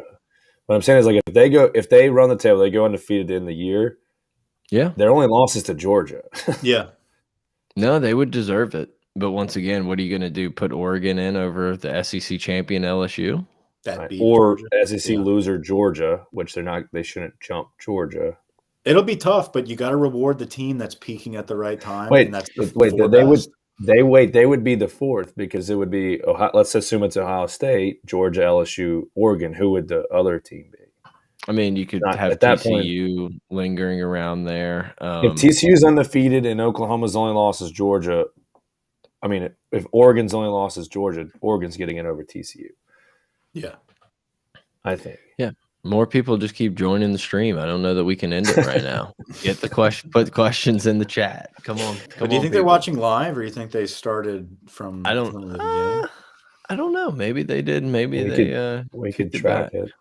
Yeah, let that sink in. We rushed for 7.5 yards per carry against Bama, and I think that doesn't count. Like I think sacks and stuff go against like those total rushing yards too. So once again, like I said, man, I think this is the most obviously it's the most vivid. It just happened, but I just don't remember LSU being this good at the line of scrimmage in a Bama game in a while. Were they perfect? No. I mean, Will Campbell got absolutely clowned and whiffed, and then LSU scores a touchdown the next play. The dude comes back and makes plays. But I thought LSU did a great job in the trenches, and I'm just excited because I know that that's what Brian Kelly and the staff are building the most for these coming years is that we're just going to be nasty on the line. Even the defensive line, dude. Like the only time that Bryce Young had time was when 54 is like molesting number 40. Like if he's all over Perkins and holding him, that's the only time that Bryce Young had his magic Heisman moments.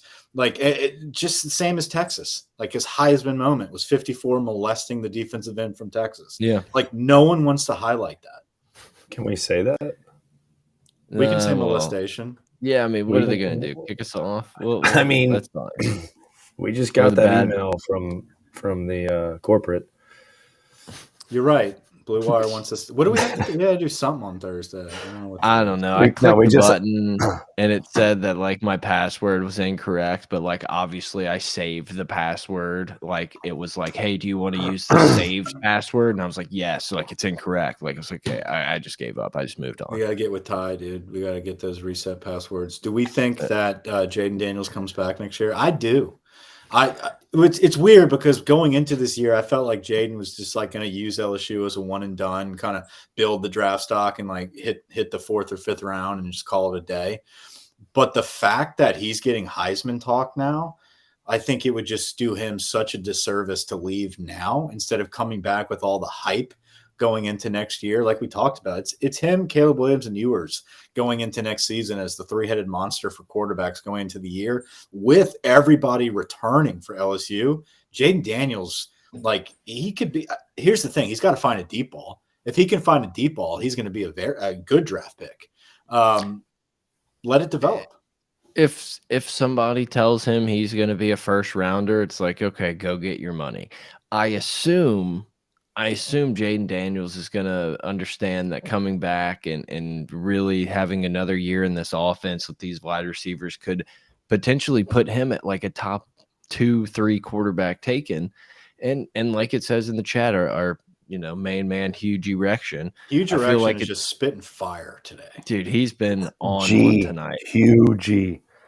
Thank you for giving us that gravelly voice. Just to really, really hit it. Like you've been hitting 20 packs of Marlboros for the last decade. Like I've been hitting huge. Like I've been hitting huge G's.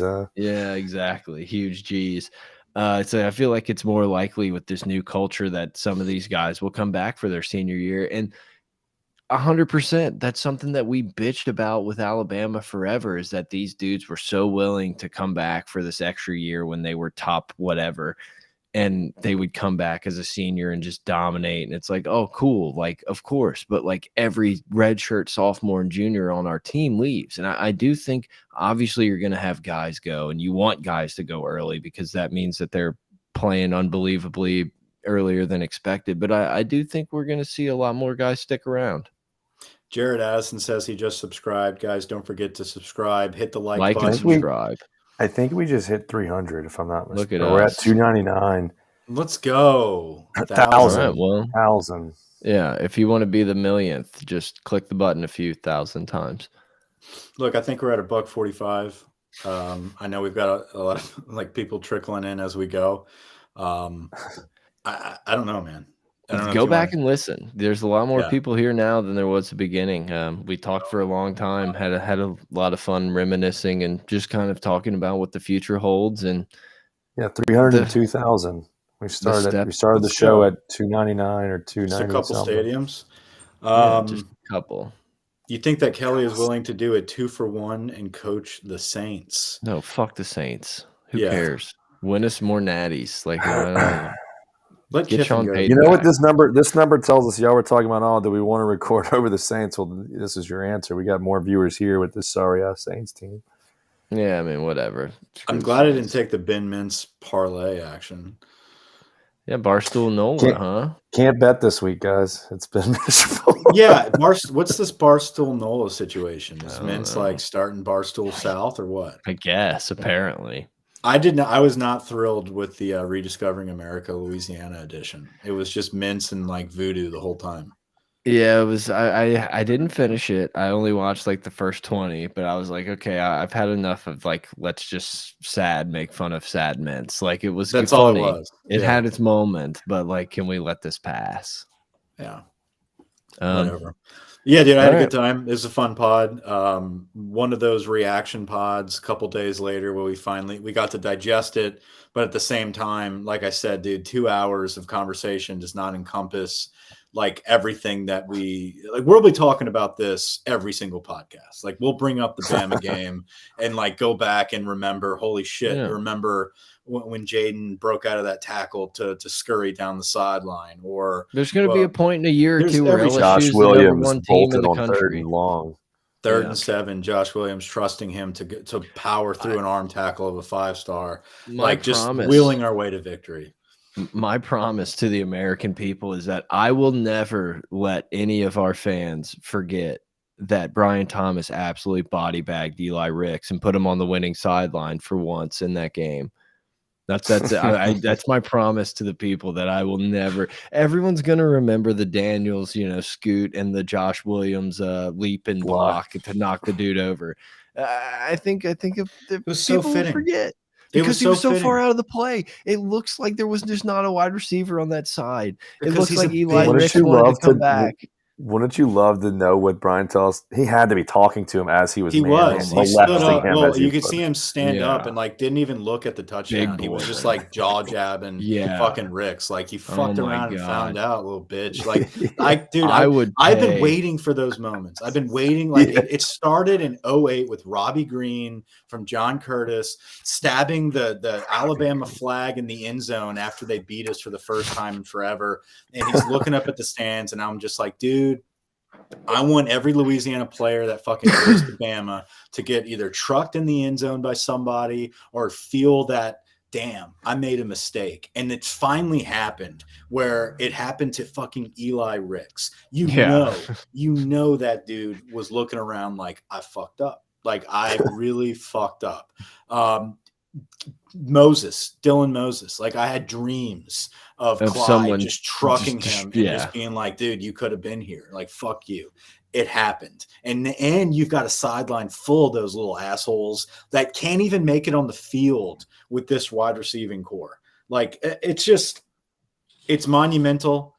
Everything from start to finish to the LSU chants in the background of poor ass puppy dog Nick Saban trying to give a press conference. Oh just my God, everything. dude. That's one of the greatest things I heard all week. That was the cherry. That was literally the cherry on the cake. Whenever Nick, you hear the LSU chants just ringing out, and then Nick walks off, and you hear the SID go, we're gonna have players come into here.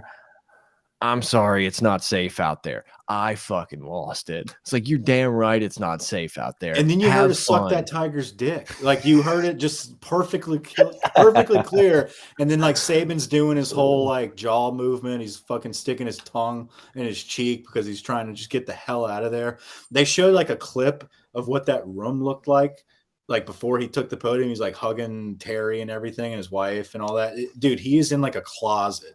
I can't imagine just like how awful being in that hallway of Tiger Stadium, hearing those chants, just knowing that, in my opinion, is the last time he'll ever be in that stadium. It's beautiful. Yeah. For his sake, it better be the last time. I would pay LSU Gold like whatever they wanted to charge to hear Hankton's in the film room after that block, because that was grown man shit. Do you think anyone tried to assault a ref when they rushed the field? Like, do you think there was shit I'm popping telling off? you, literally, I could not stop thinking about them like trying to review that play with just 100,000 people, with 90,000 people on the field, It's never and gonna just happen. like, yeah, like imagine if the dude just went incomplete and tried to get off the field. Imagine it, fucking No. imagine it. You That's know? why, dude, I sent that tweet out mid-game. Like, the refs always do this fuckery against LSU, but it's usually like late in the game where they can fucking skedaddle. Just bail. But like they pulled the curtain back like in the second quarter. I'm like, that was a bold move, Cotton. Like, that's a fucking bold move. I'm telling you, that spot when it was so fucking obvious that Gardner stopped When that Gardner dude, and the stopped him dude 3 yards he just like runs past the pylon to then like beeline it across the field and be like, right. But, But you know, because wave of the Brian hand. Kelly hounding the White Hat all night, White Hat knew, like, we might need to take a peek at this because BK is not going to let this go. Dude. Like, this dude knows what's going on. Like, LSU has a coach that's going to call our bluff the entire Demanding night. but Brian Kelly's demanding without being demeaning. Yeah, he absolutely. is. Unless you're wearing stripes. And he's technical and tactical, and he's a contender in November. And he's fast, physical, and free. All right, I think that's it, boys. I enjoyed it. I think we're all pretty confident in LSU Arkansas. Let's I don't know. Throw the money down. -3. Let's go. 3 points, man.